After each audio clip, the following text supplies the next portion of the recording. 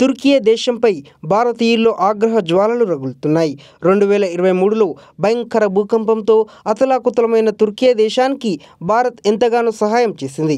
కానీ స్వీకరించిన సహాయాన్ని మరిచి తుర్కియే మాత్రం పాకిస్తాన్ పక్షాన నిలబడింది. పహల్గామ్ దాడి అనంతరం ప్రపంచ దేశాలు భారత్లో జరిగిన ఉగ్రదాడిపై ఆగ్రహం వ్యక్తం చేస్తే తుర్కియే, అజర్బైజాన్ మాత్రం పాక్కు మద్దతునిస్తూ ప్రకటనలు ఇచ్చాయి.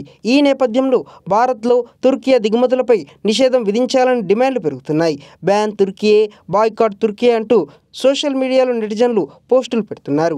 ఈ తరుణంలో మహారాష్ట్ర, పూణేలోని వ్యాపారులు కీలక నిర్ణయం తీసుకున్నారు. తుర్కియే యాపిళ్లను బహిష్కరిస్తున్నట్లు ప్రకటించారు. స్థానికులు కూడా తుర్కియే పండ్లకు బదులు ఇతర ప్రాంతాల పండ్లను కొనడానికి ఆసక్తి చూపుతున్నారు. తుర్కియే నుండి దిగుమతయ్యే యాపిల్ సీజన్ టర్నోవర్ 1000 నుండి 1200 కోట్ల రూపాయలు ఉంటుందనేది అంచనా. ఒకవేళ తుర్కియే యాపిళ్లను బ్యాన్ చేస్తే తీవ్ర ప్రభావం పడుతుంది. అయినప్పటికీ వ్యాపారం కోణంలో కాకుండా దేశం, త్రివిధ దళాలు, అమరులైన జవాన్లకు సంఘీభావంగా ఈ నిర్ణయం తీసుకున్నట్లు వ్యాపారస్తులు పేర్కొన్నారు. ఆపరేషన్ సింధూర్ తర్వాత పాకిస్తాన్ భారత సైనిక కేంద్రాలు మరియు పౌరులే లక్ష్యంగా దాడులకు తెగబడింది. ఇందుకోసం వాడిన ఆయుధాలు, డ్రోన్లు తుర్కియేవే అని, అంతేకాకుండా సైనిక విమానాలు, యుద్ధ నౌకను తుర్కియే పాక్కు పంపినట్లు కథనాలు వెలువడిన విషయం తెలిసింది. దీంతో భారత ప్రజలు తుర్కియే ప్రభుత్వ వ్యవహార శైలిపై ఆగ్రహం వ్యక్తం చేస్తున్నారు.